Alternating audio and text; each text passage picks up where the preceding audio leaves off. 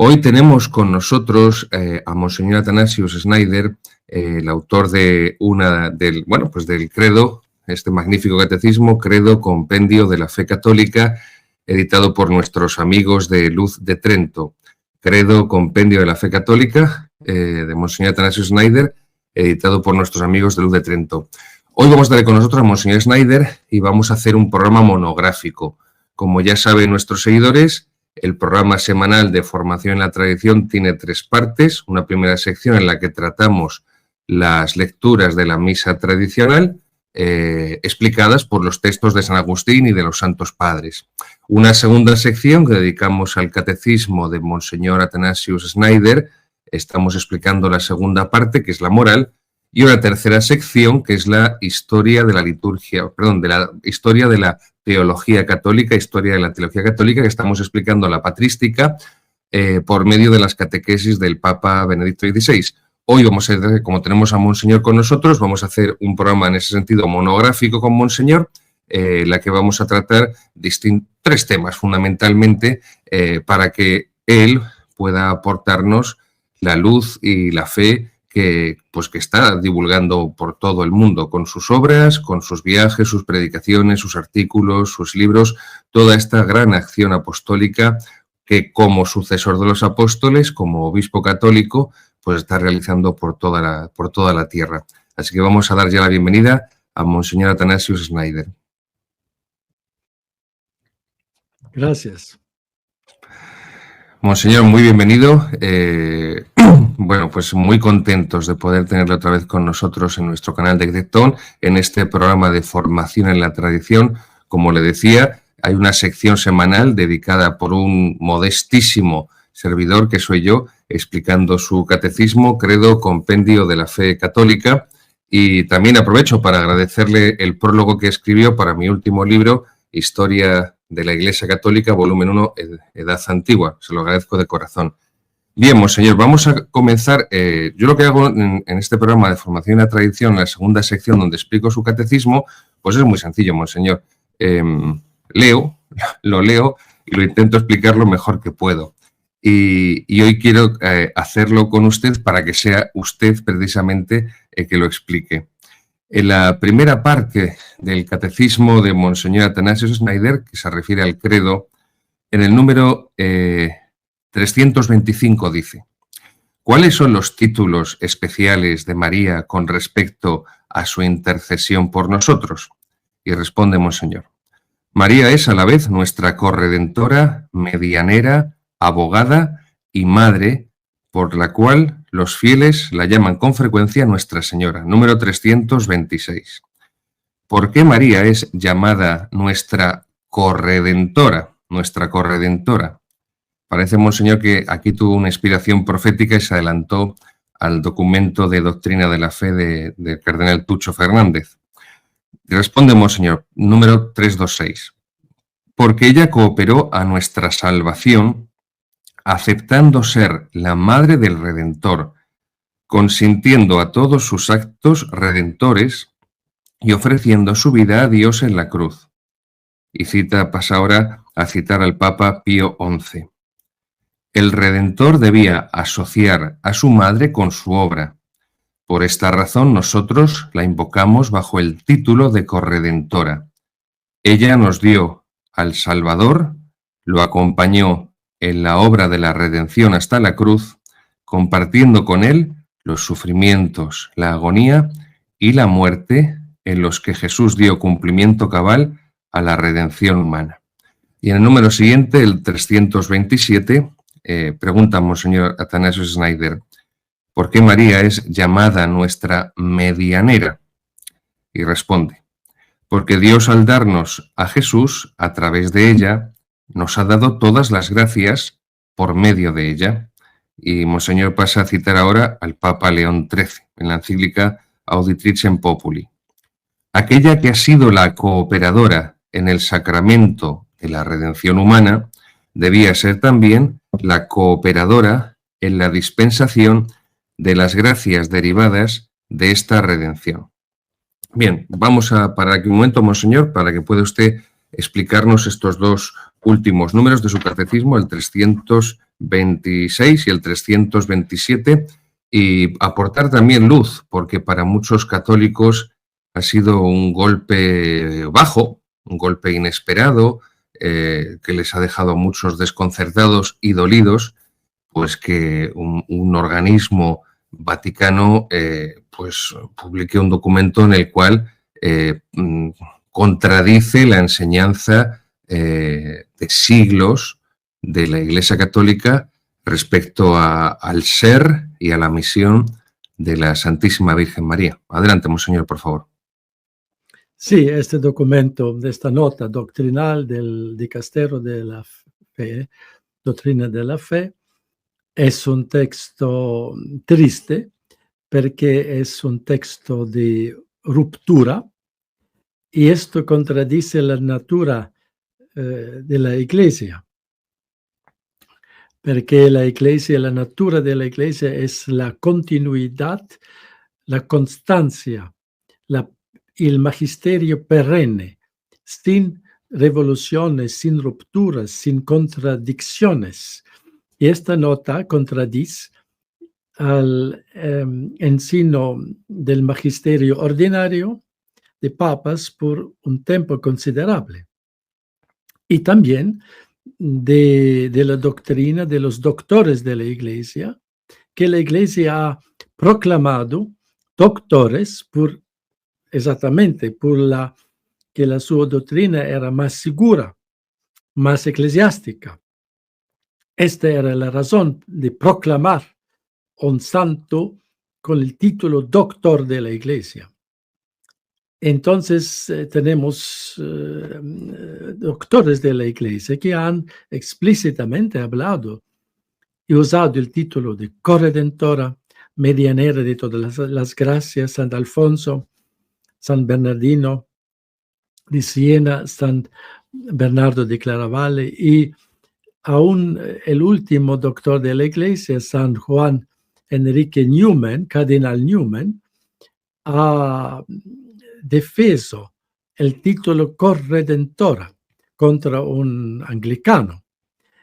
Y también San Maximilian Kolbe, Padre Pío.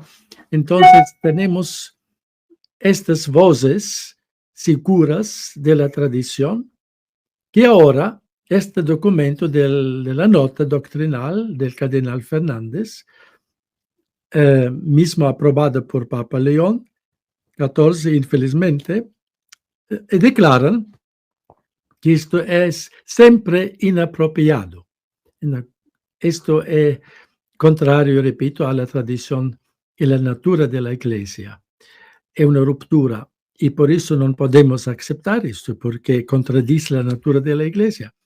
Es un abuso del poder.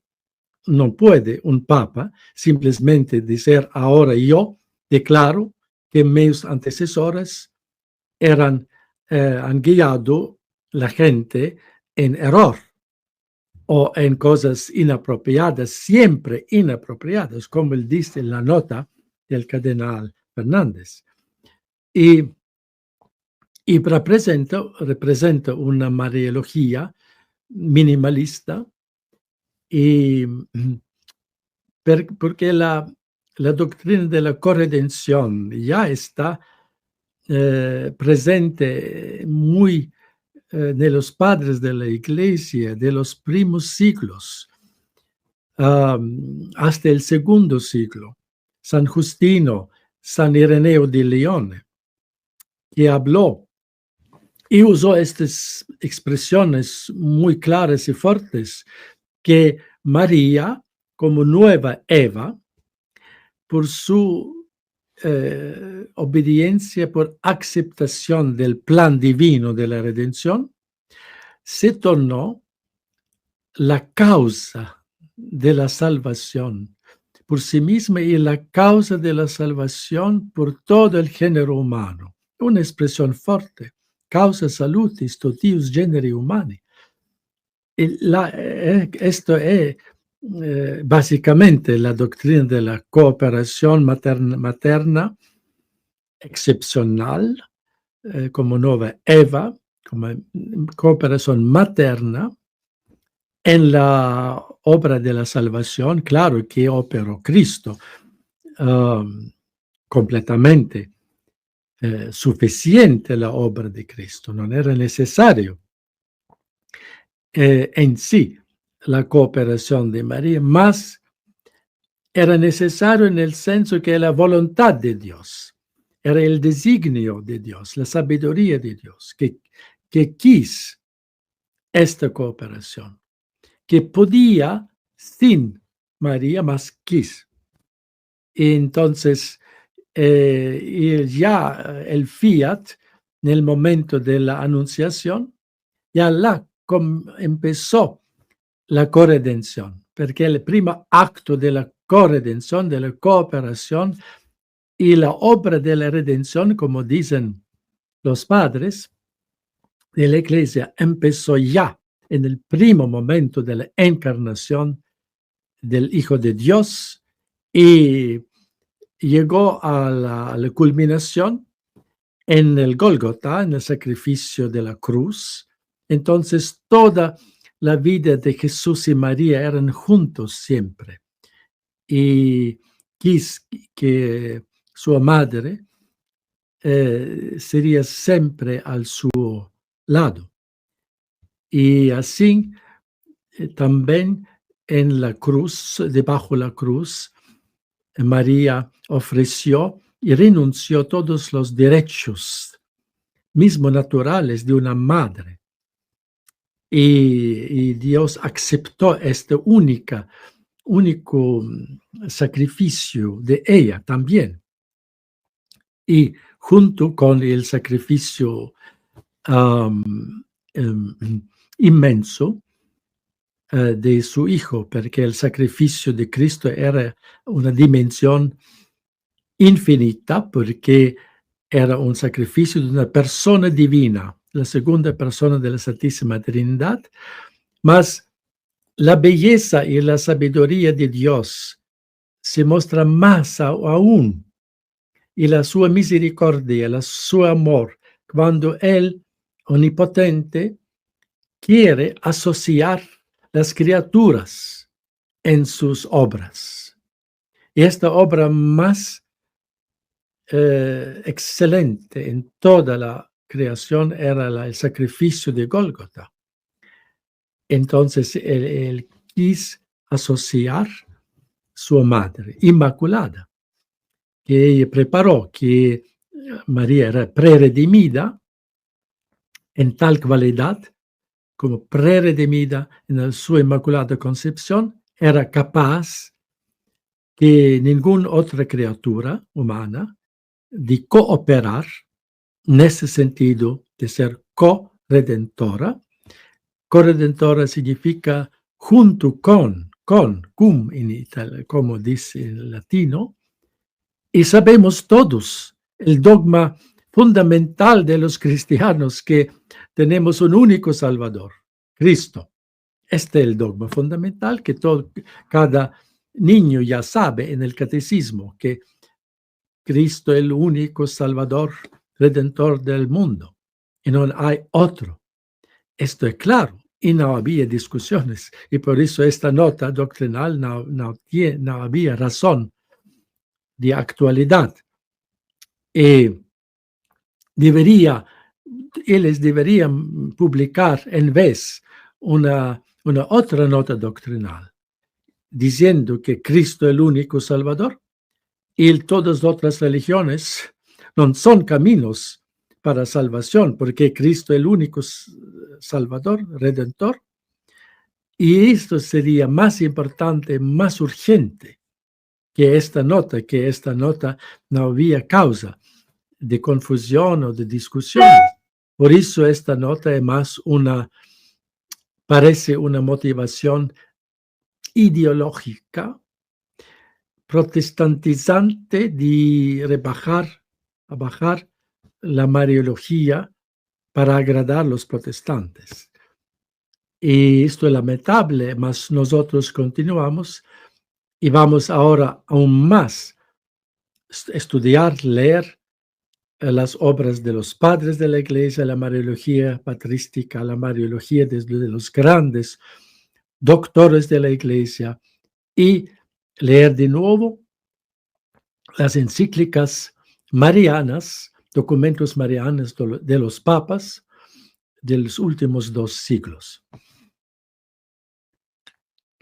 Creo que acierta de pleno, Monseñor, cuando habla de esa intención de fondo protestantizadora que lleva a borrar, a aislar, a apartar a la Santísima Virgen María de la centralidad subordinada que tiene en el dogma católico, y ese deseo protestantizante es evidente. Me llama la atención que esa perseverancia en la protestantización de la Iglesia cuando el mundo protestante, al menos el mundo protestante liberal, como se ha podido ver en Inglaterra con la nueva papisa, hace aguas por todos sitios, y eso ya lo vio el cardenal Newman, que usted citaba hace ya más de un siglo, y por eso salió corriendo de los anglicanos y se hizo católico. Pero también ha hecho usted referencia, Monseñor, a un concepto, a una noción clave del documento que no puede pasar por alto,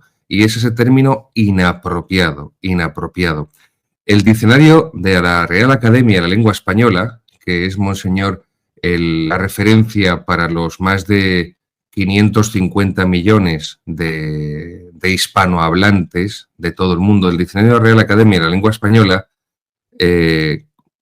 inapropiado, como sinónimos, también es inadecuado, impropio, inconveniente, inoportuno. Y cuando se refiere a esto, el cardenal Tucho Fernández, en el documento de Marras, se refiere al diálogo ecuménico.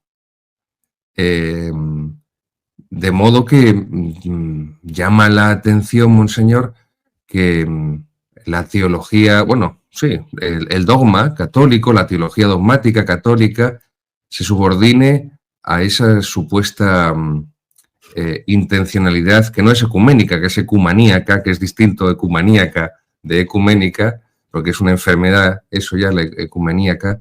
Pero ¿por qué se empeñan, Monseñor, en esto cuando, insisto, el protestantismo está haciendo aguas, está completamente hundido, excepto precisamente los movimientos o las sectas protestantes que precisamente hacen mucho proselitismo, se enfrentan con insultos y con calumnias contra la religión católica y la Iglesia católica, y son evidentemente las que están aumentando en número y que están protestantizando toda Hispanoamérica, y ya muchos de ellos como emigran a Estados Unidos y están viendo además a toda Europa y España. Digamos que en ese sentido hay una progresión y un aumento de esas sectas protestantes, insisto, muchas de ellas que podríamos, no sé, Monseñor, definirlas como conservadoras o... luego, además, creo, y le pregunto, hay un movimiento convergente con esos grupos neopentecostalistas que hay en la propia Iglesia, que imitan, que reproducen casi de forma simiesca, como un clon,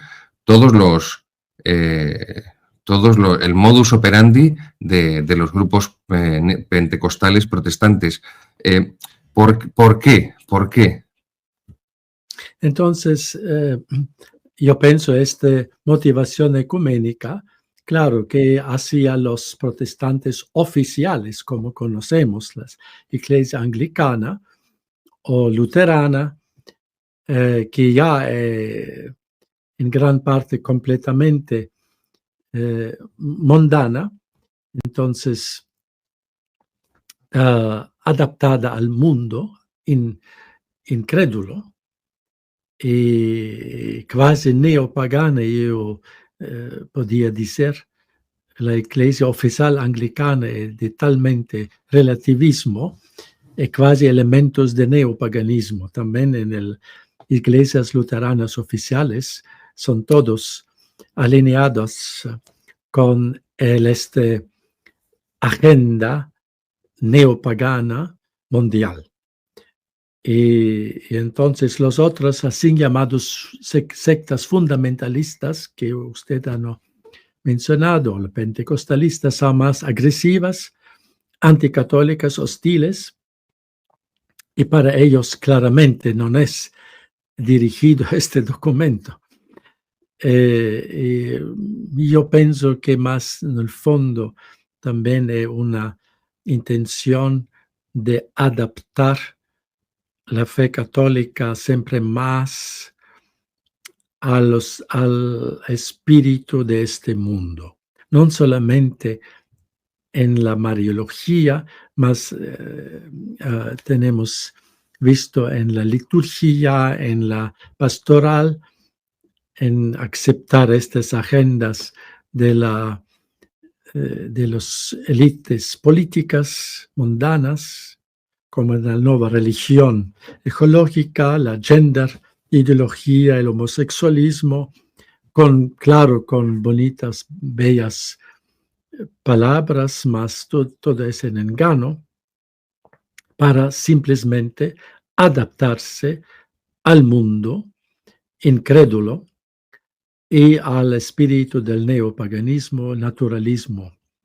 Y por eso yo pienso, debemos ver estos actos, documentos tristes de ruptura en esta visión que ya en el fondo empezó con el Vaticano II, con Papa Juan XXIII, que quiso agradar, digamos, al mundo moderno en cualquier manera, agradar al mundo para nosotros la Iglesia sea aceptada del mundo moderno, que es un mundo anticristiano, naturalista, básicamente sin fe.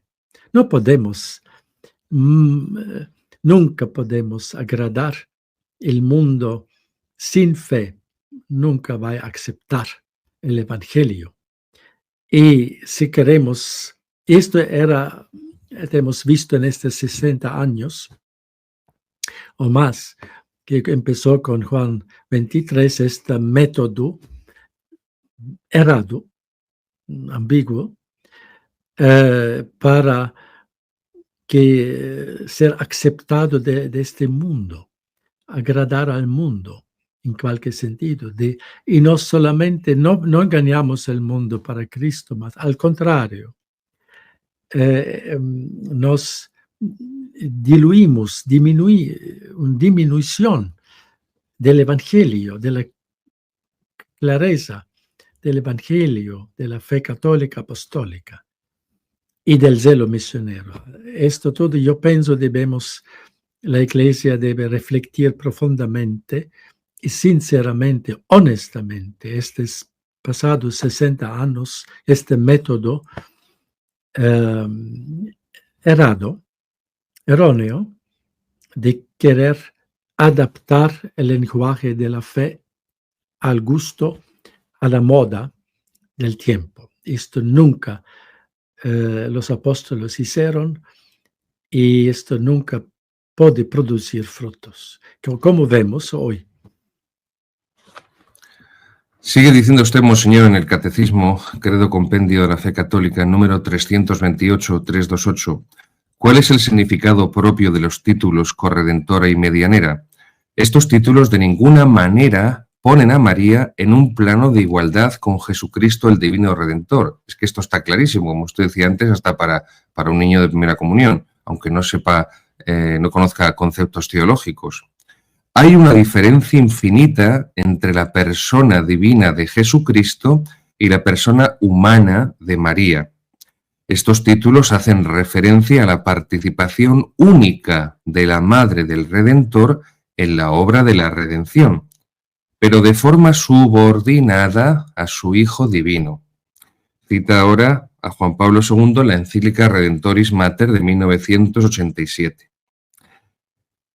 Por esta plenitud de gracia y de vida sobrenatural, estaba particularmente predispuesta a la cooperación con Cristo, único mediador de la salvación humana, y tal cooperación es precisamente esta mediación subordinada a la mediación de Cristo. En el caso de María se trata de una mediación especial y excepcional.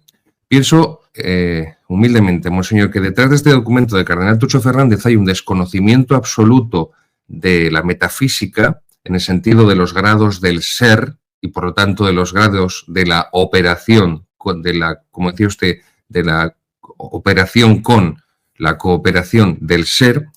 Y pienso también que hay también una negación implícita protestante, por lo tanto, de las obras, y por eso ¿cómo decirlo? Ese centrarse supuestamente bajo capa de ortodoxia en la unicidad de la salvación de Jesucristo operada por el Verbo encarnado, rechazando, despreciando, marginando la operación que aportan también las obras de la Santísima Virgen María en esa operación. Yo, por poner también, monseñor, un poco un granito de arena, tanto a nivel filosófico, metafísico, como a nivel de historia de la teología con el protestantismo, creo que esto está ahí. Dígame si me equivoco y soy un conspiranoico o no hay cierto olor a esto también. No, yo estoy de acuerdo con usted y esta observación es muy acertada porque debemos ver las raíces de este pensamiento. También este documento de la nota, yo también ya pensaba como usted, intuir un espíritu en el fondo protestantizante, porque el típico espíritu de Lutero y de los protestantes es que Dios hace todo solo. Sola gracia, sola escritura, solos Christus, sin nada de cooperación, sin nada de mediación, ni menos los sacramentos. También Martín Lutero ha rechazado los sacramentos como medios de gracia, de cooperación en ese sentido con Dios, que ha establecido la jerarquía, el sacerdocio ministerial, que también Lutero ha rechazado. Y también con este sentido también María como materna medianera. Entonces, si se ve esta tendencia protestantizante también, claro. Quería pasar ahora, monseñor, a preguntarle, porque también es cada vez más llamativo que los sacerdotes que proclaman herejías son ascendidos, son consagrados obispos, son nombrados cardenales, son nombrados para puestos de gobierno importantes en la Iglesia, al frente de facultades de teología, de universidades católicas, de medios de comunicación católicos, de organismos vaticanos. Bueno, hay una promoción, creo que también esto es innegable, de personas que defienden la heterodoxia a puestos decisivos importantes en el gobierno de la Iglesia. A propósito, quería leer el canon del Código de Derecho Canónico, el canon 378, que dice lo siguiente respecto a la elección de los obispos. Se entiende por extensión mucho más en la de los cardenales. Dice, canon 378, parágrafo 1. Para la idoneidad de los candidatos al episcopado se requiere que el interesado sea, 2 puntos. Primero, insigne por la firmeza de su fe, buenas costumbres, piedad, celo por las almas, sabiduría, prudencia y virtudes humanas, y dotado de las demás cualidades que le hacen apto para ejercer el oficio de que se trata. Segundo, que sea de buena fama. Tercero, de al menos 35 años. Cuarto, ordenado de presbítero desde hace al menos 5 años. 5. Doctor o al menos licenciado en Sagrada Escritura, Teología o Derecho Canónico por un instituto de estudios superiores aprobado por la Sede Apostólica o al menos verdaderamente experto en esas disciplinas. Y el parágrafo 2 del canon 378 habla de que el juicio definitivo sobre la idoneidad del candidato corresponde a la Sede Apostólica. es evidente que la sede apostólica, que al final tiene la última palabra, y la congregación de obispos, los candidatos idóneos, un buen número de ellos, monseñor, no reúnen estas condiciones. Pero esto no es de ahora, monseñor. Bueno, aunque empezó a multiplicarse los casos en el pontificado del Papa Francisco, pero también ocurría antes del Papa Francisco. Es como el Vaticano II, tiene muchas culpas, pero no todas. Y el pontificado del Papa Francisco tiene muchas culpas, pero no todas. ¿Por qué? Mi analogía, monseñor, un tablero de ajedrez. ¿Por qué desde el Concilio Vaticano II el tablero de ajedrez está evidentemente invertido inclinado, pero cada vez la inclinación se parece más a una inversión hacia un perfil episcopal y un perfil sacerdotal, que son los promovidos en las diócesis, de pastores, de funcionarios eclesiásticos, vamos a dejarlo ahí más bien, porque no tienen espíritu de apostólico, sacerdotal, católico, que son claramente personas de inclinación sodomítica, para empezar, muchos de ellos. Segundo, muchos de ellos también con traumas psicológicos, con una gran inmadurez afectiva y psicológica, no distinguidos por una vida especialmente virtuosa, de oración, de cultivo espiritual, hombres que tampoco tienen una gran formación, y si alguno tiene una titulación, porque ya sabe que esto de los títulos hoy en día no sirve de mucho, hay que demostrarlo, pero tampoco hacen gala de que sean personas académicamente solventes, con una formación rigurosa, y que luego evidentemente son claramente de inclinaciones modernistas y liberales. ¿Por qué llevamos 60 años, salvo algunas excepciones en el pontificado de Juan Pablo II, muy pocas, alguna también en el de Pablo VI, muy pocas, algunas en el de Juan Pablo II, muy pocas, alguna más en el de Benedicto, pero tampoco demasiadas, porque ni siquiera se busca un consenso, monseñor, que haya una especie de 50-50 o 40-60, ni siquiera eso, más bien se busca un 80-20 o un 90%-10, pero cada vez, por eso decía el tablero, cada vez está más inclinado, porque cada vez se busca más ese perfil de clérigos que tienen una visión absolutamente subjetiva y relativista sobre la moral católica, sobre el dogma católico, sobre la liturgia católica y sobre la disciplina canónica. Sí, yo pienso esta situación que usted ha mencionado ahora es una de las llagas, vulnus más profundos del cuerpo místico de Cristo en nuestros días. Los obispos cardenales indignos, sin fe, mundanos, naturalistas, capellanos del mundo de hoy, capellanos de la ideología mundial.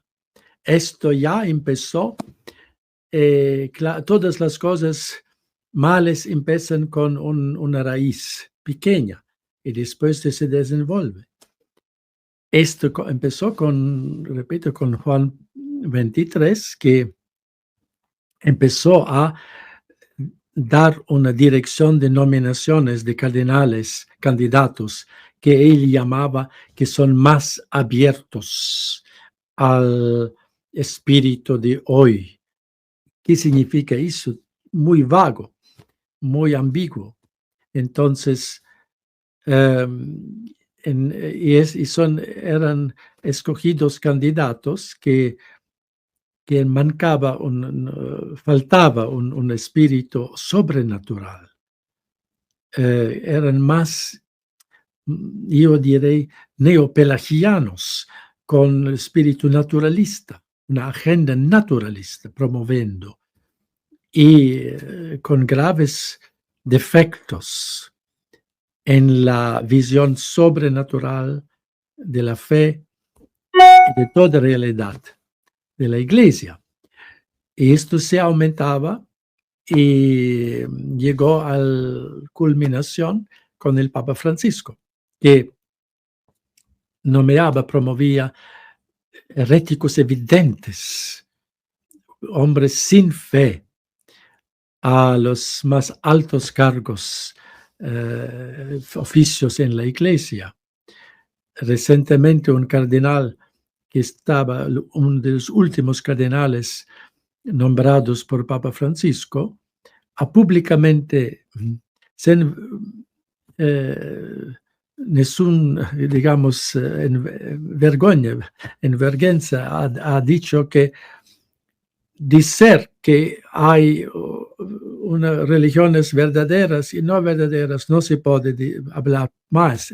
No se debe más distinguir una religión verdadera y religión falsa. Esto no, todos son iguales en nuestro mundo. Un cardenal y no era advertido o punido.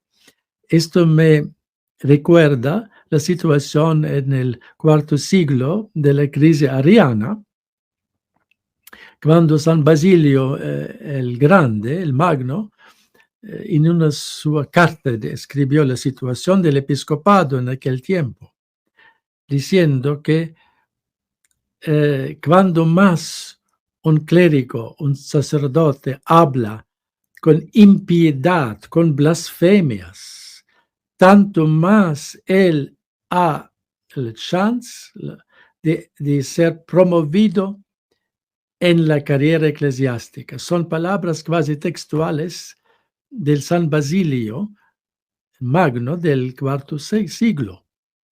Esto hoy muy similar la situación. Hace 50 años, un cardenal que se llamaba Scheper, que era el cardenal croata, mas era predecesor del cardenal Ratzinger como prefecto de la Congregación per la Doctrina de la Fe. Entonces, cardenal Scheper había dicho que respondió a una pregunta: ¿cuáles son la causa más profunda de la crisis de la Iglesia hoy, hace 50 años? Este cardenal respondió: la raíz más profunda de la crisis de la Iglesia hoy es la crisis del episcopado. Y hay razón, porque todos los enemigos de la Iglesia saben la estrategia.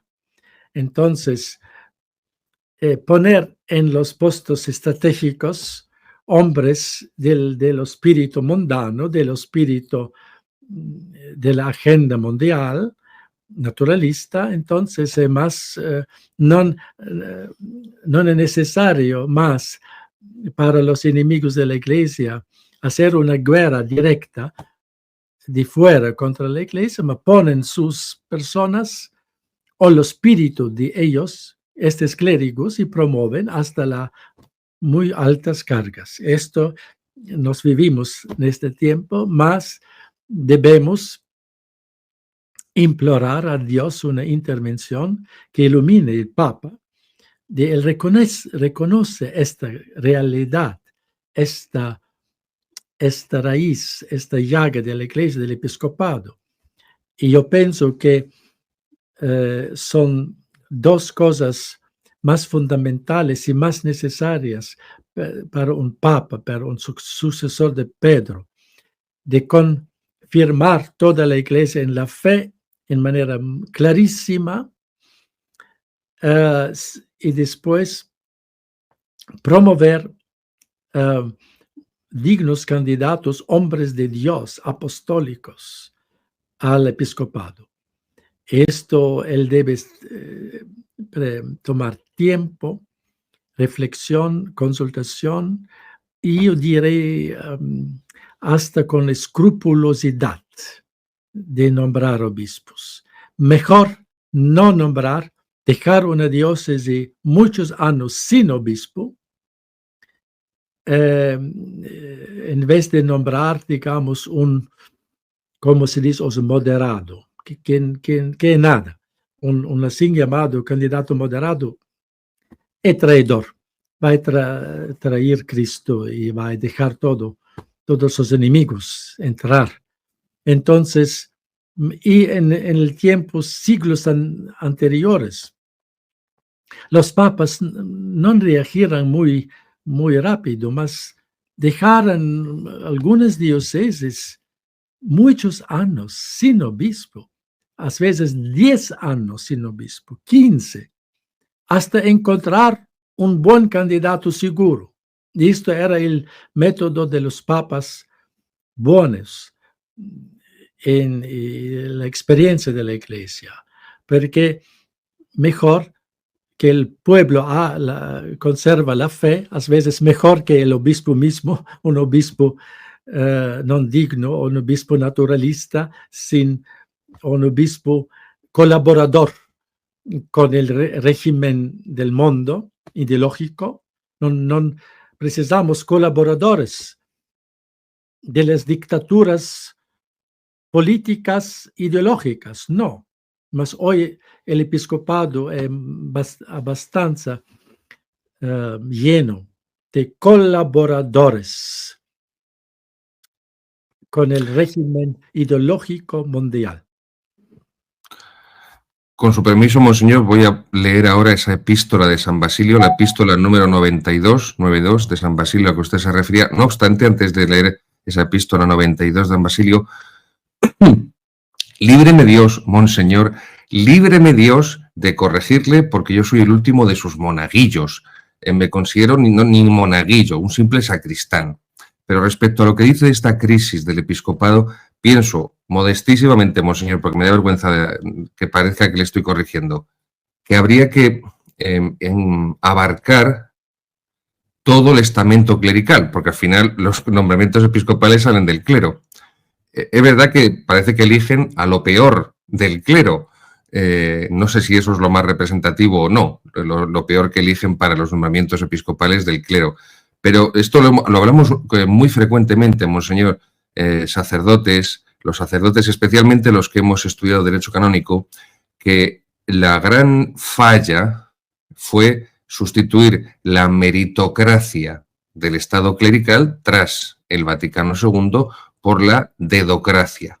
Un sistema de elección digital, una dedocracia, decimos en español, donde se obvia, donde se rechaza primero las cualidades naturales que Dios da a cada persona, en este caso a los sacerdotes concretos, y segundo, los talentos espirituales. A quien Dios da un talento no le pide 5, pero al que le da 5 tampoco le pide 1. Entonces, hay un nivel de justicia natural, de virtud cardinal de la justicia, que los nombramientos en el estamento episcopal, ya no solo para el episcopado, monseñor, sino para parroquias que son más importantes porque son más mayores y pueden llegar a más personas, puestos de formación en los seminarios, etcétera.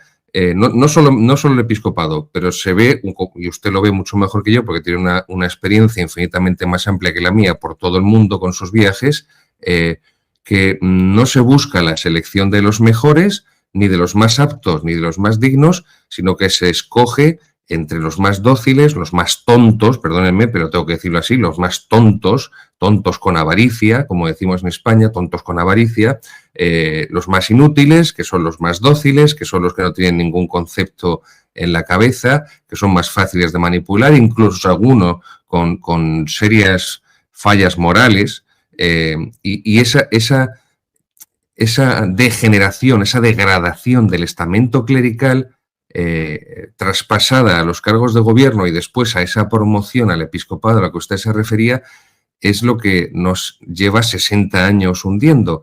Luego, estoy completamente de acuerdo con usted, monseñor, en esa selección completamente minuciosa para el episcopado, para ser sucesores de los apóstoles, pero también que hay que no sé, como canonista, se debería recuperar el sistema de oposiciones, la meritocracia anterior al Vaticano II. No lo sé, monseñor, Pero lo que sí es cierto es que aquel sistema era mucho más justo naturalmente, como era mucho más justo naturalmente, más objetivo, era más justo espiritualmente y había también errores, evidentemente, pero a nivel general había una promoción de hombres mucho más preparados, no solamente en lo intelectual, sino previamente en lo humano, en lo psicológico, en lo afectivo, a la hora de asumir responsabilidades, que vemos que los obispos intentan huir de sus responsabilidades por todos los modos, medios, formas y maneras, y luego, por supuesto, por ejemplo, Monseñor, yo he leído mucho escritos de obispos españoles de los años 30, 40, 50 del siglo pasado, antes del Vaticano II. Los comparo con los escritos pastorales de los obispos actuales y es como si comparo el Quijote de Cervantes con un cómic de Superman o de Batman. ¿Qué solución habría para elevar el nivel intelectual, moral, espiritual, humano del clero para que de ese clero reformado, elevado, pudieran de ahí ser escogidos estos obispos idóneos a los que se refería el derecho canónico y usted? Primera cosa, deben ser hombres firmes en la fe católica.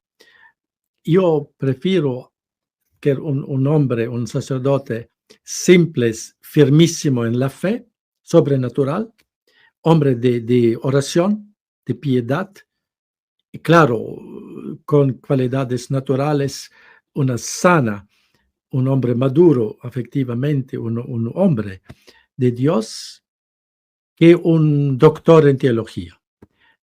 Mejor. Así eran los padres de la iglesia. Ellos no habían títulos académicos, mas eran hombres de Dios, eran hombres de la oración, y claro, de una cierta formación religiosa, que sabían la Sagrada Escritura, la tradición.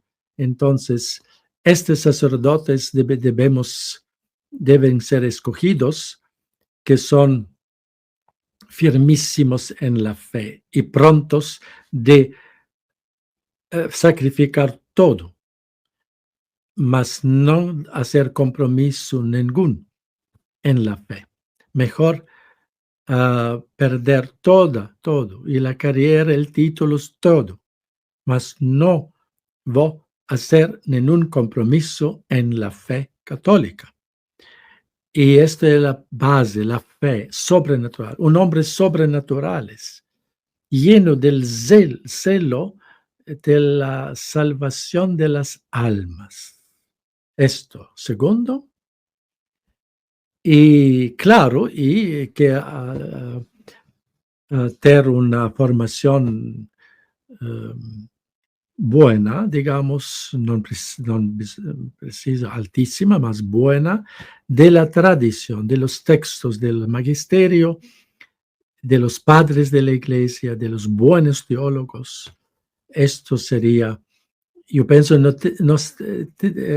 tenemos sacerdotes hoy que han estas cualidades, mas son de propósito evitados, excluidos como candidatos para episcopado. El Papa Gregorio Magno, el gran Papa Gregorio Magno, una vez, él era muy cuidadoso con el escoge de los candidatos para el episcopado. Y una vez era criticado por algunos obispos porque tanto. Y el Papa Gregorio ha dicho, sí, son candidatos buenos, mas ellos, los candidatos indignos y no buenos, son muchos a la vista de todos, mas los buenos candidatos son escondidos y debemos buscar ellos. Y quien busca, encontrará. Entonces, él dice, Papa Gregorio dice a los obispos, vamos a buscar estos buenos candidatos escondidos y vamos a encontrarlos. Y así yo pienso debería ser el método de las nominaciones. Y claro que debemos acompañar también el pueblo con la oración y implorar a Dios que nos mande dignos pastores. Dignos pastores. Claro, obispos y después sacerdotes también. Vamos a ir concluyendo ya con el último bloque sobre el que quería conversar con usted, Monseñor. Volvemos al Código de Derecho Canónico. En el canon 751 habla respecto a la herejía y al cisma. Voy a citar antes el 750. Canon 750, parágrafo 1, dice el Código de Derecho Canónico: se ha de creer con fe divina y católica todo aquello que se contiene en la palabra de Dios escrita o transmitida por tradición. Esto que acaba de decir Monseñor Schneider. Es decir, en el único depósito de la fe encomendado a la Iglesia y que además es propuesto como revelado por Dios, ya sea por el magisterio solemne de la Iglesia, ya sea por su magisterio ordinario y universal, que se manifiesta en la común adhesión de los fieles bajo la guía del Sagrado Magisterio. Por tanto, todos están obligados a evitar cualquier doctrina contraria. Aquí hay que recordar, queridos seguidores, que el magisterio no está por encima de la palabra de Dios. El magisterio no está por encima de la palabra de Dios escrita y por encima de la palabra de Dios transmitida, que es la tradición, las dos fuentes de la divina revelación. No lo olviden. No es Sagrada Escritura y magisterio, no, es Sagrada Escritura, tradición, y ya después viene el magisterio, que no es una fuente de revelación. Aquí lo explica muy bien Monseñor Schneider en su Catecismo, Credo Compendio de la Fe Católica. En la primera parte, el magisterio de la Iglesia no es una fuente de la revelación divina. Solamente hay dos fuentes de la divina revelación: palabra de Dios escrita, Sagrada Escritura; palabra de Dios transmitida, Sagrada Tradición. Sigue diciendo el canon 750, parágrafo 2. Asimismo, se han de aceptar y retener firmemente todas y cada una de las cosas sobre la doctrina de la fe y las costumbres, es decir, la moral, propuestas de modo definitivo por el magisterio de la Iglesia. El documento del cardenal Tucho Fernández dice que es magisterio definitivo, en absoluto, como explica muy bien Monseñor, son pues eso, opiniones personales, ideológicas, pues que bueno, pues se revisten de unas formas oficiales, pero no por eso son enseñanza oficial de la Iglesia. Sigue diciendo el canon 750, parágrafo 2. Asimismo, se han de aceptar y retener firmemente todas y cada una de las cosas sobre la doctrina de la fe y las costumbres propuestas de modo definitivo por el magisterio de la Iglesia, a saber, aquellas que son necesarias para custodiar santamente y exponer fielmente el mismo depósito de la fe. Se opone, por tanto, a la doctrina de la Iglesia Católica quien rechaza dichas proposiciones que deben retenerse en modo definitivo. Aquí entra, queridos seguidores, la ley natural, por lo tanto, el rechazo de los actos contra natura, que es la homosexualidad y el lesbianismo. Canon 751. ¿Qué quería decir, Monseñor? Se llama herejía a la negación pertinaz. Esta palabra es la clave, queridos seguidores, que puede haber una negación por falta de formación, pero cuando ya es pertinaz, insistente. Se llama herejía la negación pertinaz después de recibido el bautismo de una verdad que ha de creerse con fe divina y católica, o la duda pertinaz sobre la misma. Apostasía es el rechazo total de la fe cristiana.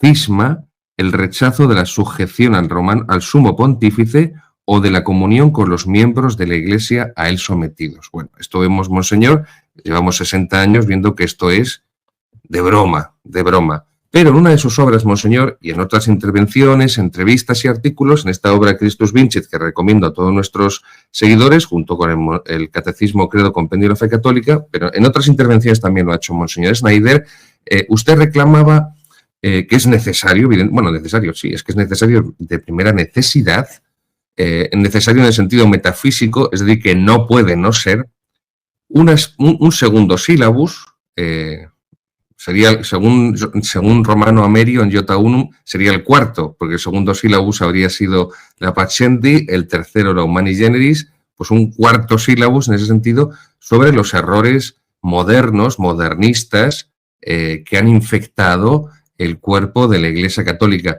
Pero recientemente también se refería usted a una reafirmación de verdades de fe y moral negadas en la actualidad de forma pertinaz, ahí sí, de forma pertinaz, continua, constante, reiterada, tipo como fue en su momento el credo del pueblo de Dios de Pablo VI de 1968, que por cierto en la edición del Denzinger en español, no sé en otros idiomas, monseñor, en la edición del Denzinger en español no existe el credo del pueblo de Dios, no lo considera, en los editores no lo consideran un magisterio. Pienso que el año 2013, el año de la fe que convoca Benedicto XVI con esa intención de recatequizar toda la Iglesia y volver a lo esencial del núcleo de las verdades de la fe católicas, se vio truncado completamente por su dimisión o por su renuncia, por su renuncia. Pero realmente explíquenos un poco esta propuesta que usted hace, por favor. Io considero este más urgente, más importante acto que el Papa debería hacer, perché Cristo ha dicho a Pedro, Pedro, io ho rezado por ti para que tu fe no vacila. Entonces, y cuando tú serás convertido, conversus fueris, entonces confirma tus hermanos en la fe. Esto es la primera tarea del Papa. Y hoy más que nunca es necesario, urgente. Y yo pienso que el Papa podría hacer con forma más apta, oportuna, en la forma de una professio fidei o confessio fidei, similar al credo del Pablo VI en 68, más con una forma más explícita y minuciosa que el credo, de breves sentencias, quasi como un sílabo más en forma positiva, diciendo que nosotros confesamos o profesamos que, y mencionando estos errores más difusos en nuestros tiempos. Yo, antes de morir Papa Francisco, yo podía aún hablar con él en enero, 3 meses antes de su muerte. Él me ha recibido en audiencia privada y yo hablé con Papa Francisco y yo dio a él un texto que yo he redigido, donde yo hizo una propuesta de esta profesión de fe, y con una formulación concreta. Yo he formulado 30 verdades breves para una profesión de fe, más claro que Papa Francisco ya era tan enfermo que no podía hacer, o no, y por eso si yo podré encontrar Papa León, y yo también lo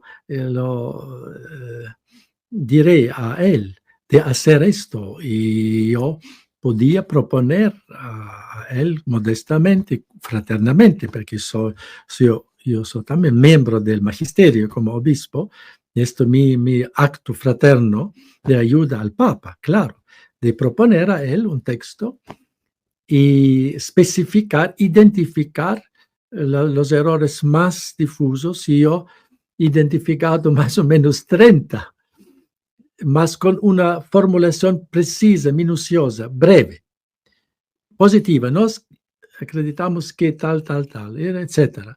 Y al fin debería también publicar una sanción, porque sin una sanción, una profesión de fe como era de Pablo VI, no había un efecto tan de eficiencia, porque Papa Paolo VI non había hecho una sanción y debía hacer una profesión de fe con una sanción, por ejemplo, diciendo que, por ejemplo, cada cardenal, cada obispo está obligado de proferir esta profesión de fe con la mano sul Evangelio diante del nuncio apostólico o del legato pontificio, y si non habla, perderá el su oficio. Entonces, y después cada sacerdote y diácono antes de la ordenación sacerdotal debe proferir este professio fidei. Entonces debería ser divulgado con una eficiencia también. Y yo pienso que sería un acto más urgente, más beneficiente para toda la Iglesia y toda humanidad también. Otros que buscan la fe, también no católicos, protestantes y otros, podían ver cuál es la verdad católica, cuáles son. Y podían también ser un instrumento también misionario, pienso, evangelizador, una tal professio fidei o confessio fidei. Recemos para que Dios ilumine Papa León, que él pueda reconocer la necesidad de esto. Y precisamos simplemente implorar a él esta gracia. Mas un día certamente llegará el momento cuando Roma, la sede de Pedro, que es la Cátedra Veritatis, de nuevo proclamará con toda clareza la toda verdad católica. Esto sin duda llegará. Y esta es nuestra esperanza. Y continuemos, entre tanto, con fidelidad, con alegría de nuestra fe católica, y agradecemos a Dios que nos ha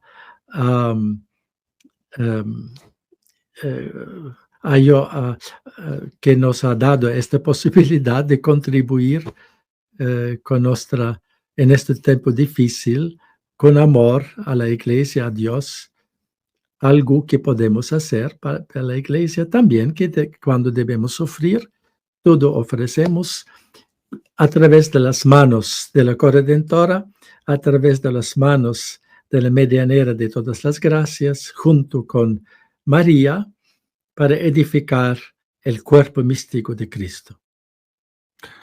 Muchísimas gracias, monseñor. Bueno, lo que usted propone es una conjunción entre lo que era el juramento antimodernista de San Pío X y lo que es el credo del pueblo de Dios de Pablo VI, mejor formulado. He comprendido. Monseñor, no le quito más tiempo. Ahora cuando se marche voy a leer ya tranquilamente para nuestros seguidores la epístola 92 de San Basilio Magno, a la que usted se refería. Le agradezco de corazón que pues el tiempo que nos ha dedicado, que venga a nuestro canal de Tectón, que colabore con nuestra escuela de pensamiento católico melchorcano y que, en definitiva, le agradezco de corazón, monseñor, que usted sea un referente, que sea un referente para tantos fieles y que sea un referente también para tantos sacerdotes que nos sentimos huérfanos espiritualmente.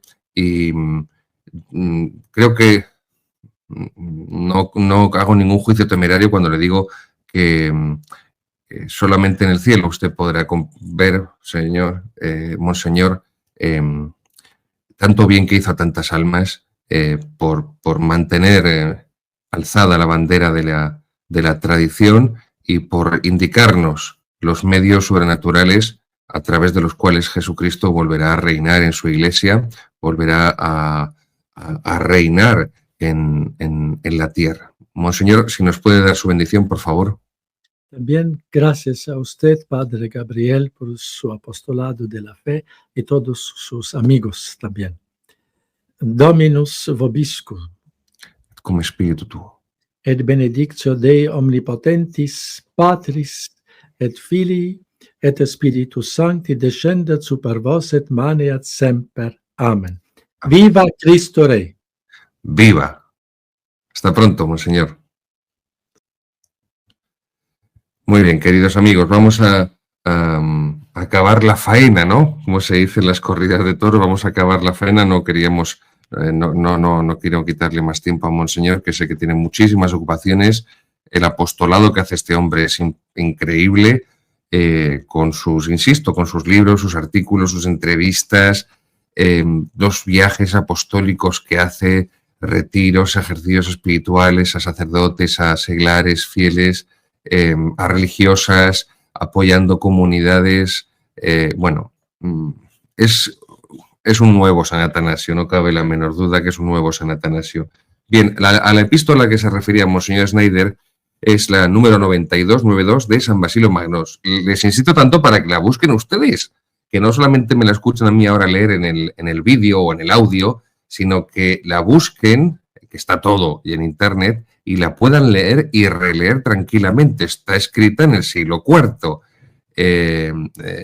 pero reproduce perfectamente la situación actual, con el agravante actual de que, yo siempre lo digo, los arrianos del siglo IV no eran sodomitas ni prosodomitas, que sí que vemos que los arrianos del siglo XXI sí son sodomitas y prosodomitas, es decir, no solamente niegan la revelación divina, que es lo que hacían los arrianos, negar que Jesucristo es Dios y por lo tanto negar la Santísima Trinidad, sino que además niegan la ley natural, el derecho natural, niegan la revelación divina, el derecho divino por arriba, y por abajo niegan también el derecho natural, consecuencia de negar previamente la ley natural. Dice así San Basilio Magno: las doctrinas de la verdadera religión están derrocadas.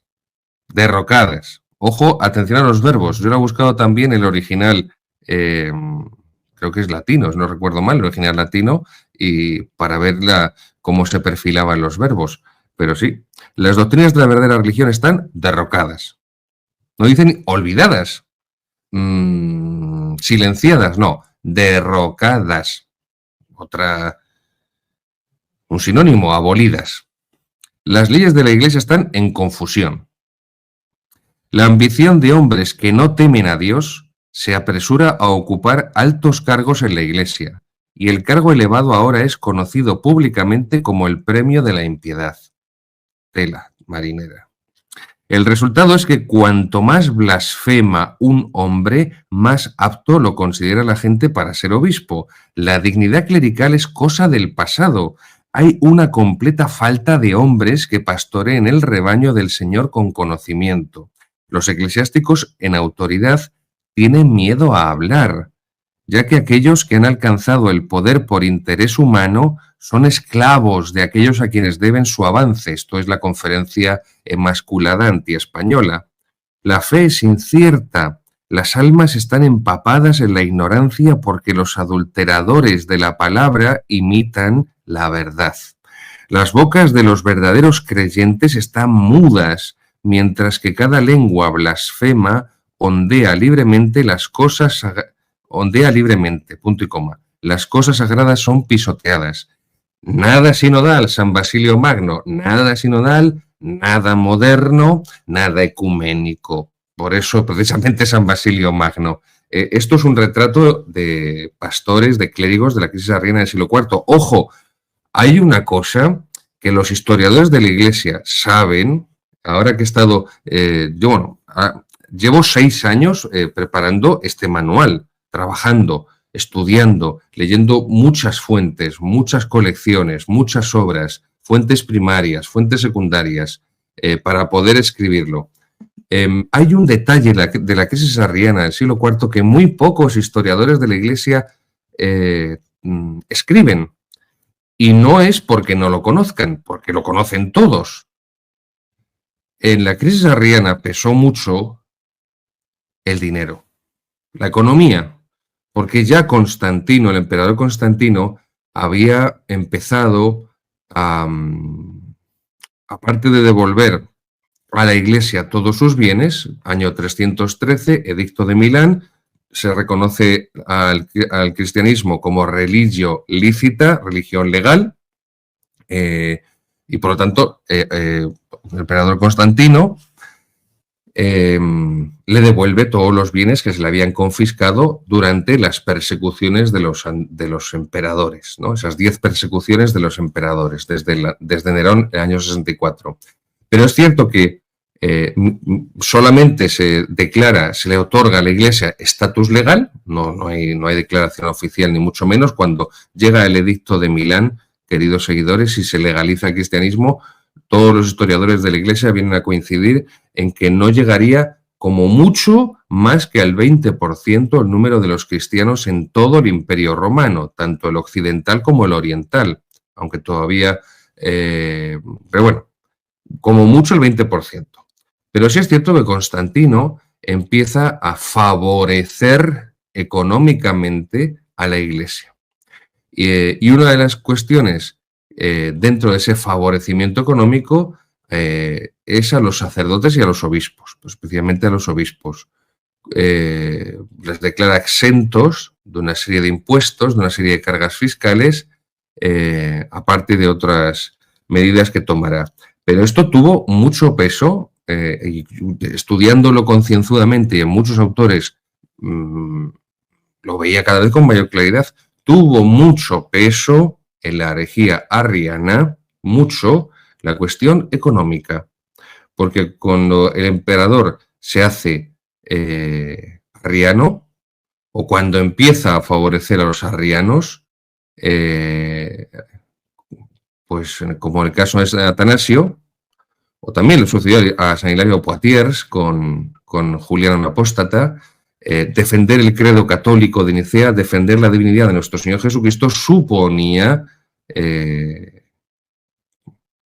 pues en caso de Juliano, la condena a las minas, que eso era morir en vida, y por supuesto el exilio, el destierro.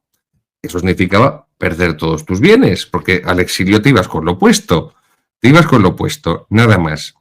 De modo que las palabras de Jesucristo en el Evangelio, no podéis servir a Dios y al dinero,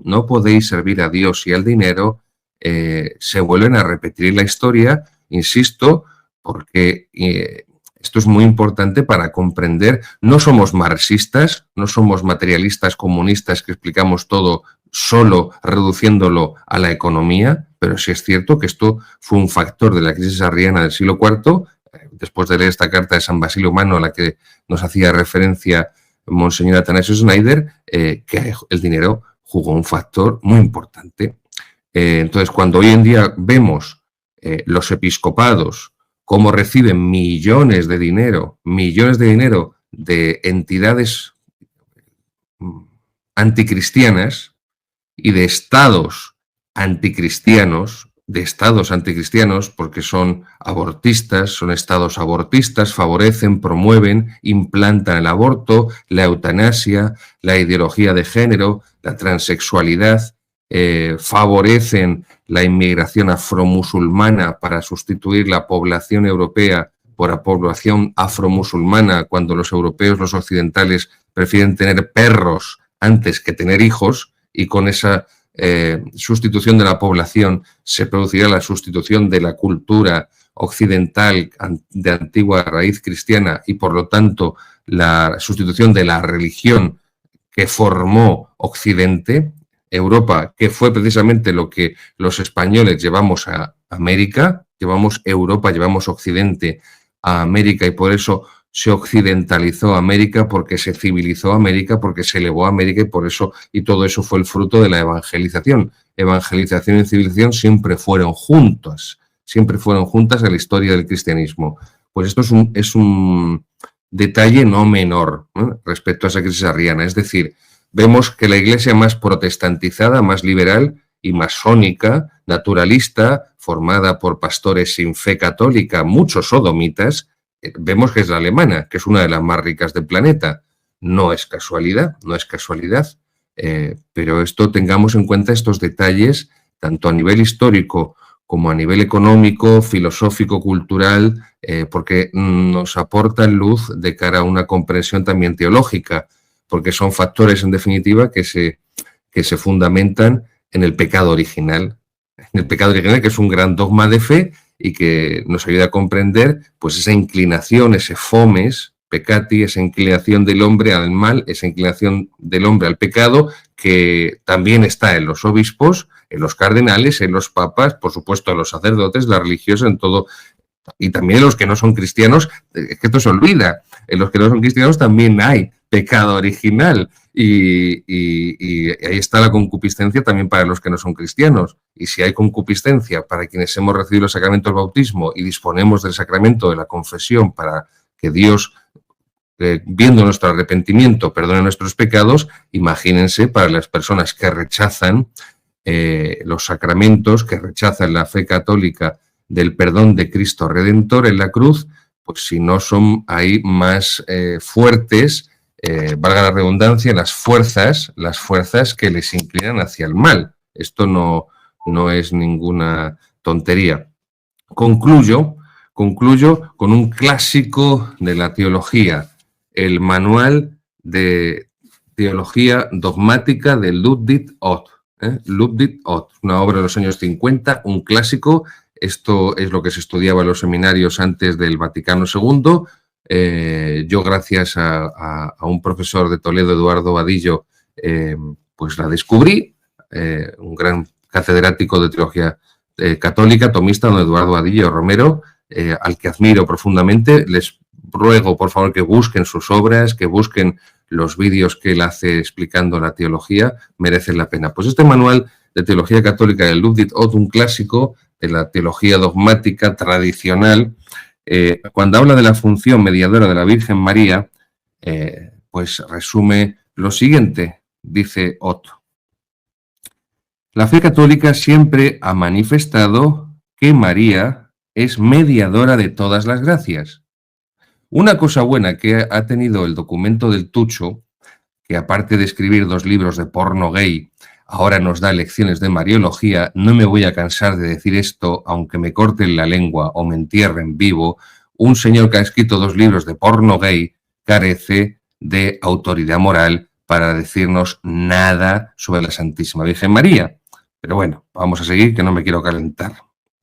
Pero ahí están todas las citas, y gracias al documento del Tucho, pues es un tema, como ha dicho Monseñor Schneider, pues que ha captado la atención, y que para defender a la fe católica, para defender la Iglesia católica, el dogma católico, por supuesto, para defender el misterio de los misterios de fe de la Santísima Virgen María, para defender a nuestra Santísima Madre, pues este documento infame del Tucho ha servido para esta reacción. Pues como siempre las herejías, y lo dice el mismo San Pablo, las herejías han colaborado, como Dios permite el mal para sacar un bien mayor, y para los que aman a Dios todo les sirve para el bien, Romanos 8:28, pues ha servido para que seamos conscientes de nuestro deber de defender a nuestra Santísima Madre de los ataques que recibe en el propio interior de la Iglesia por parte de obispos, cardenales, heréticos y sodomíticos, y para que también seamos conscientes de que un elemento importantísimo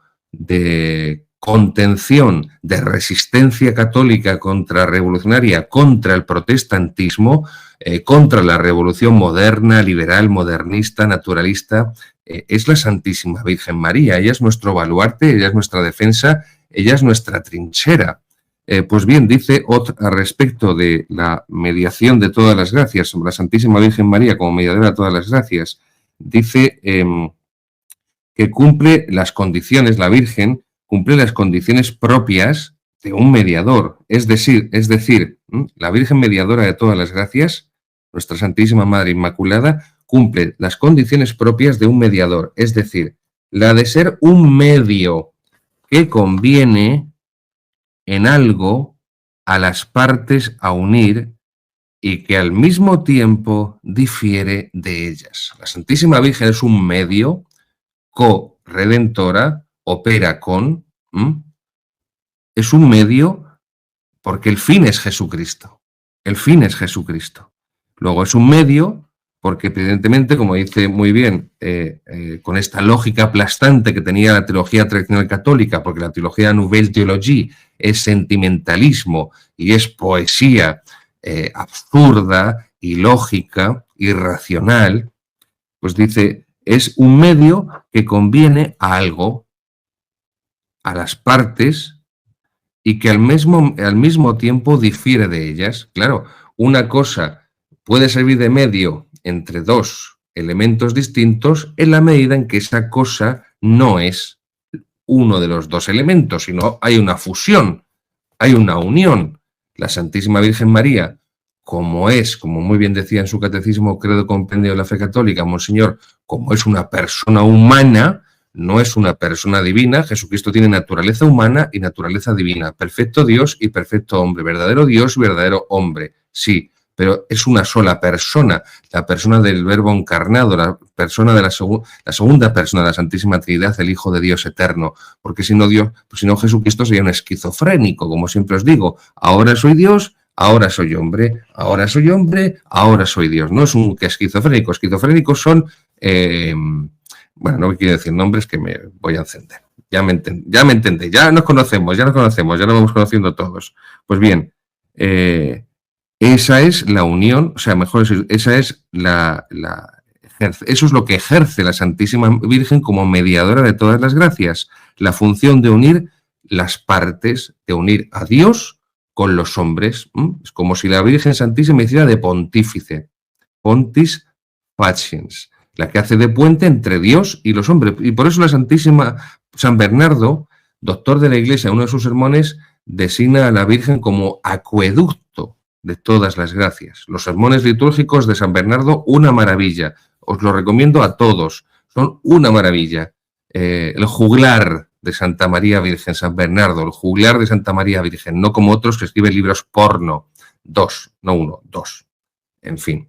Pues así la llama San Bernardo, acueducto de la divina gracia, porque hace de mediadora, porque une a Dios con los hombres, y por eso media entre Dios y los hombres, es el medio, no el fin, insisto, que es Jesucristo, el Hijo de Dios, para alcanzarnos las gracias que necesitamos para nuestra salvación. Esto es lo católico.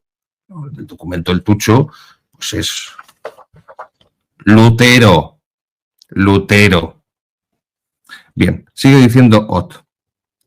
Por ser madre de Dios, la Virgen es diferente de las criaturas. ¿Es persona humana? Sí, pero no es una mujer más, como decía el Papa Francisco, que era una mujer más, una discípula. Sí, es discípula, pero María no es una cualquiera, no es una más, no es una mujer más, es la Inmaculada Concepción, es la Virgen perpetua, es la Madre de Dios, es una mujer más. Luego media entre Dios y los hombres, porque no es una mujer más normal y corriente, pero tampoco es Dios. Y además la mediación de la Santísima Virgen es una mediación moral, porque a través de su fiat, hágase en mí según tu palabra, fiat mi secundum verbum tuum, Lucas 1, 30, 31, hizo posible la encarnación del Hijo de Dios para redimir, para salvar al género humano, muriendo por nosotros en la cruz, que es algo que al protestantismo, a la teología protestante, le hace ponerse como la niña del exorcista. Pues sí, Jesucristo nos redimió en la cruz, con su sangre preciosísima, y por eso el sentido de esa gran devoción católica que es el Vía Crucis. Claro, Jesucristo nos salvó con sus obras, con lo que los protestantes niegan que nos salvemos. No somos Dios, por supuesto. Esto en la teología moderna se piensa que el hombre es Dios, como los neoplatónicos, Porfirio, Plotino, Jámblico. No somos Dios, no somos dioses ni diosecillos. Nos salva la gracia divina. Juan 15, 5, sin mí no podéis hacer nada. Nos salva Jesucristo a través de la gracia. Pero nosotros tenemos que cooperar. Y cooperamos con nuestra fe y nuestras obras. Cooperamos con nuestra fe y con nuestras obras. Bien. La Sagrada Escritura, sigue diciendo Ludwig Ott, Manual de Teología Dogmática, publicado por la editorial Herder, no habla directamente del papel mediador de la Virgen, tampoco habla de la asunción en cuerpo y alma a los cielos, el último dogma mariano que proclamó Pío XII en 1950, o 54, ya no me acuerdo, si fue 50 o 54, título de memoria. La Iglesia siempre vio esta función a través de los relatos de la vida de Jesús. El anuncio del ángel a la Santísima Virgen María y en el que ella acepta los planes de Dios con su hágase en mí según tu palabra. Primero. Segundo, la visita de la Santísima Virgen María a Santa Isabel, Cristo en el seno de su madre, santifica a Juan Bautista que estaba en el seno de Isabel.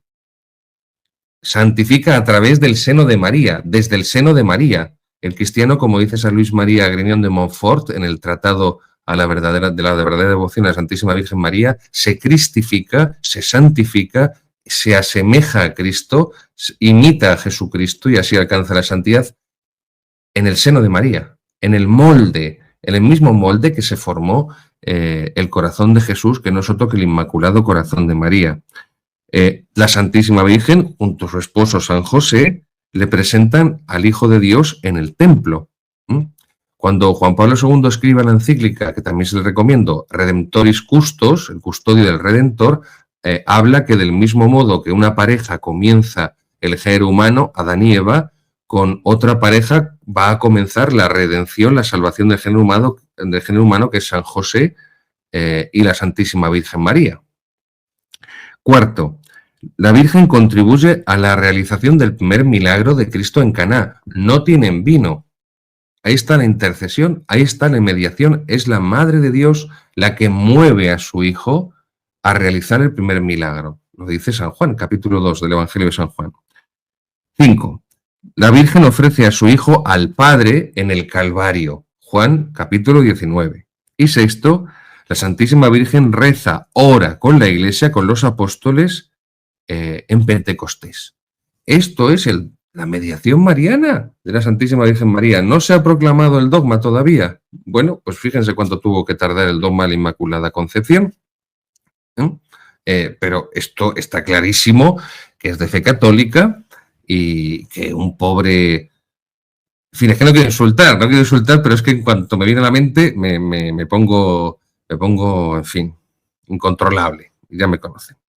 La tradición y los padres de la Iglesia hablan de esa mediación, de esa corredención de la Santísima Virgen como Madre de Jesucristo, en cuanto Madre de Jesucristo, Hijo de Dios, que así contribuye de modo definitivo a la salvación de los hombres por medio de su Hijo. Por medio de su Hijo intercede ella. Desde el inicio del cristianismo, los padres de la Iglesia establecen ese paralelismo Adán y Eva como causa de nuestra perdición, de nuestra condenación, y ese otro binomio, Cristo-María, como causa de nuestra salvación. A esto también se refiere Monseñor Athanasius Schneider en su catecismo, no lo he leído, pero está aquí en la pregunta siguiente, número 329.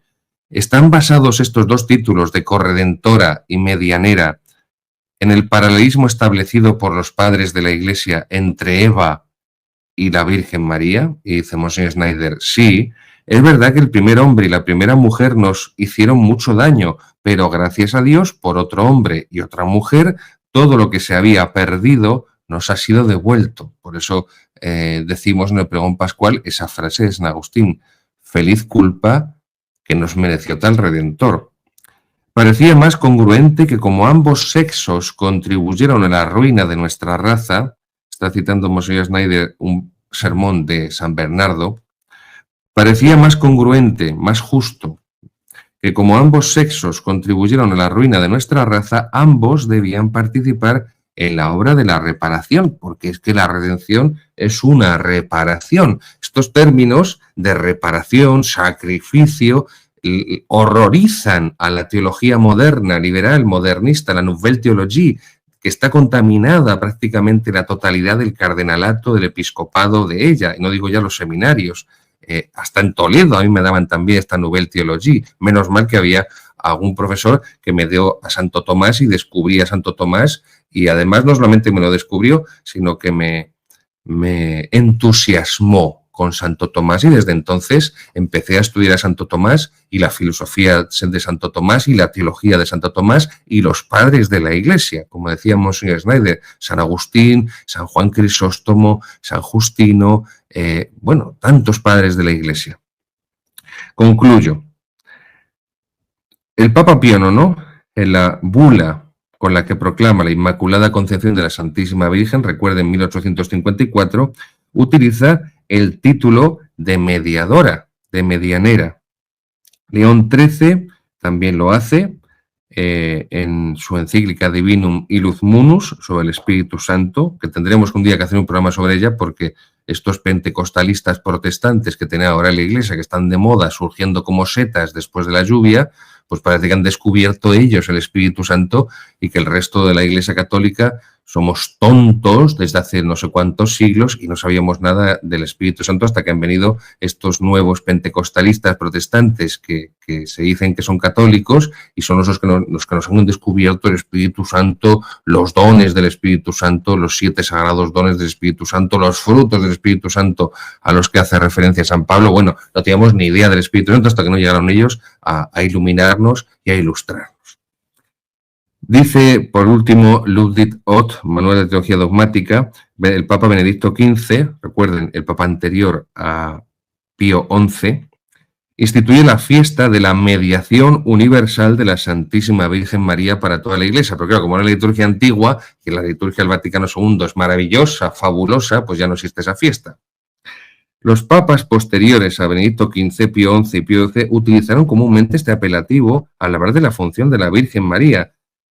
Fijaros, hasta el Vaticano II, incluso el Vaticano II, que como es protestantizante, como decíamos en Schneider, como busca agradar al mundo moderno, que es de raíz protestante, el mundo moderno es de raíz protestante, pues por eso la Santísima Virgen en el Vaticano II fue, pues como ha dicho Monseñor, es que esto es así. Una teología mariana, una mariología minimalista, lo menos posible, lo menos posible, lo menos posible. Porque como los protestantes no soportan a la Virgen, pues nosotros vamos a ser lo más moderaditos posible, ¿no? Moderaditos. El Concilio Vaticano II, como consecuencia de una fuerte polémica entre los teólogos de la mariología, los mariólogos, sobre la conveniencia o no de usar este título mariano y también el de corredentora, así como la oportunidad de elevar esta verdad a la categoría de dogma, no quiso entrar directamente en la polémica. El motivo principal que se aducía era el ecuménico, el ecumaníaco, hay que decir, el ecumaníaco. Esto no es de Ott, esto es de Iota Unum, ya les hablé otro día de Iota Unum y de Romano Amerio, esa obra.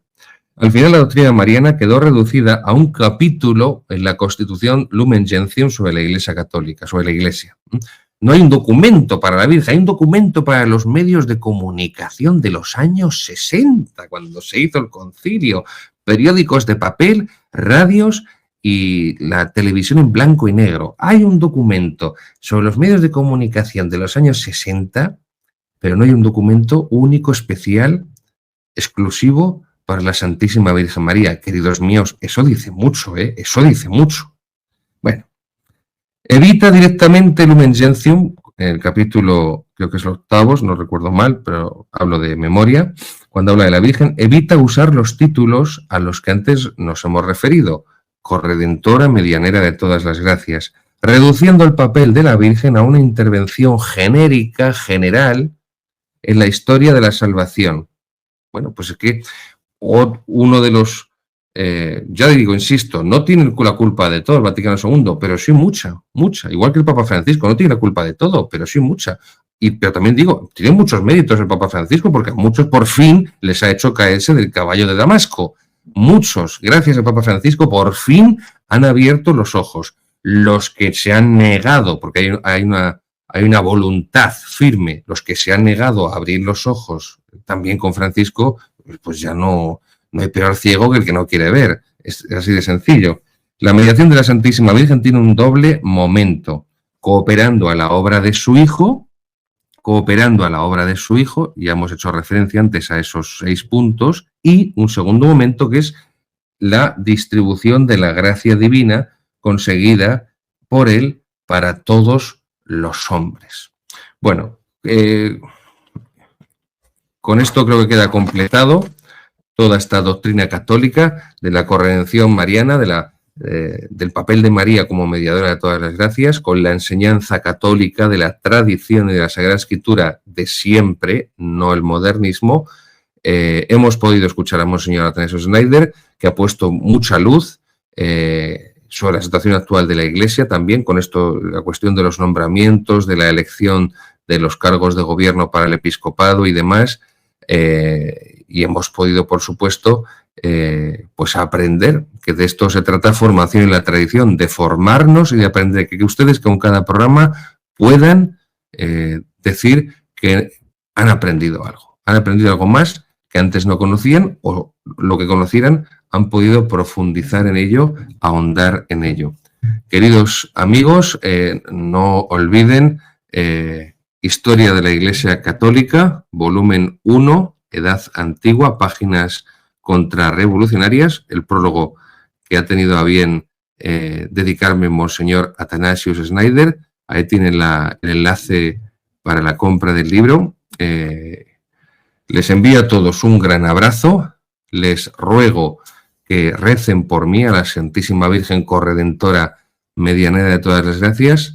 Les recuerdo la próxima presentación de esta obra en Barcelona, en la calle Bailén número 10, en el convento de los dominicos, el sábado 29 de noviembre. Sábado 29 de noviembre a las 18 horas en Barcelona, en la calle Bailén número 10, el convento de los dominicos. Pocos días después será en Madrid. Todavía no les voy a insistir porque no quiero liarles con un lugar y con otro, con un día y con otro. Que sepan que me encomiendo, por supuesto, a sus oraciones, que cuento con ellas, que sé que hay muchas personas rezando por mí, que soy un pobre pecador y soy un pobre hombre. Esto es así, y les agradezco y lo siento y noto que hay mucha gente rezando por mí, se lo agradezco de corazón. Agradezco también a todas las personas que me piden, que me encargan misas para que pueda interceder por ellos, por sus familiares, vivos, difuntos, amigos, en acción de gracias. Les doy las gracias también por poder ejercer esa función mediadora y por lo tanto también corredentora que tiene el sacerdocio católico, haciendo presente la redención, la salvación de Jesucristo a través de, en este caso, el santo sacrificio del altar, el santo sacrificio de la misa, el mayor acto de culto, el mayor acto de la fe cristiana, como decía Benedicto XVI, citando a no voy a citarle. La misa es, o la liturgia es, el dogma rezado, el dogma rezado. Queridos contrarrevolucionarios, queridos amigos de toda la gran civilización hispánica, queridos todos de este refugio, de este islote de la tradición católica, que no es ni mucho menos el único, hay muchos otros, que no es ni mucho menos el mejor, hay otros muchísimos infinitamente mejores que nosotros. Nosotros intentamos aportar nuestro granito de arena, pues a todos los que aquí estamos en la resistencia católica contrarrevolucionaria, tradicional e hispánica. Me despido con la bendición. Benedicat vos omnipotens Deus, Pater et Filius et Spiritus Sanctus. Amén. Viva Cristo Rey.